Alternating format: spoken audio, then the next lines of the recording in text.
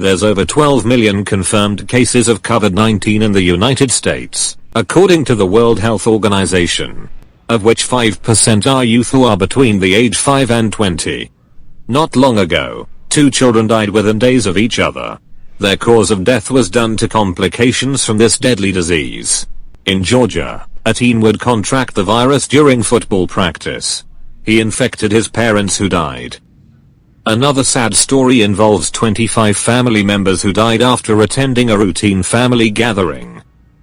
These are only a handful of stories related to COVID-19 and the impact it has on young adults and what it can do in larger gatherings, schools in particular. Just recently, Chicago public schools decided to keep their doors closed this fall.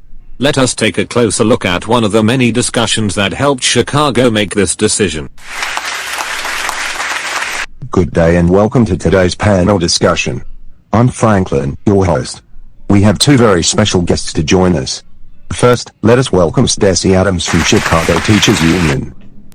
Thank you, Franklin. I'm happy to be here. Our next guest needs no introduction. He's known by many. And, I would say he's become quite the celeb.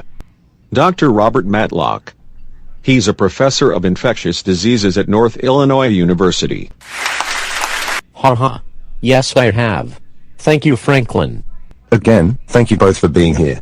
We have a lot to discuss, so let us get started. Despite the national pandemic, CDC and the Department of Education support schools reopening. In fact, both released some type of publication that guides schools through the planning process. What are your thoughts? Well, I think it is reckless. They are not taking into consideration several things related to youth nor the associated issues relative to young adults and COVID-19. While they have the least side effects, they are carriers of the deadly disease. Their ability to spread the virus in schools is the issue, but not the only one.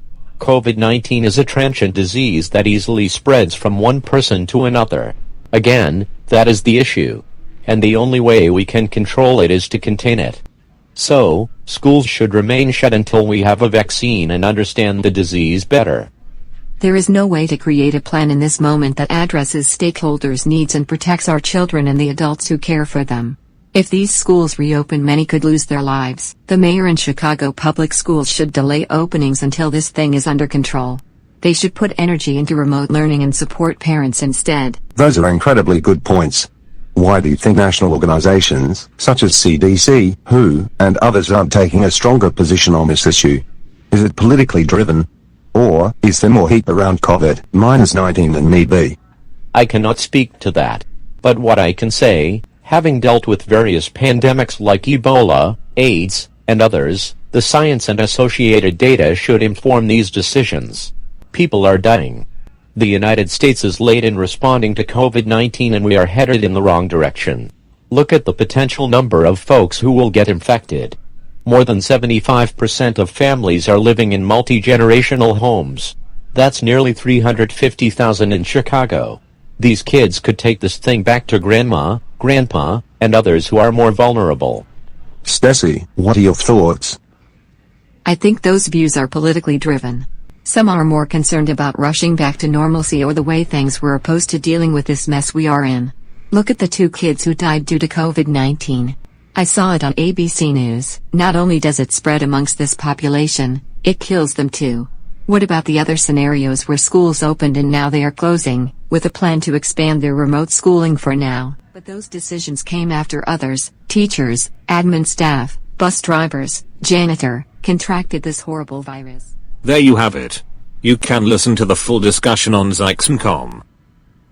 So, look, here it is. This disease is deadly. Chicago making the bold move to close its schools was the right thing to do. It is with great condolences, and despite the data of horrifying circumstances, other schools, within the district, are moving forward with the reopening. These schools will face getting many folks infected if they proceed with their plans. Not delaying this is reckless. If you live in the Chicagoland area, a parent, and schools are planning to reopen, it is your opportunity to ask the district to reconsider reopening until this deadly disease is under control. Your kid, and the life of your family are begging for it.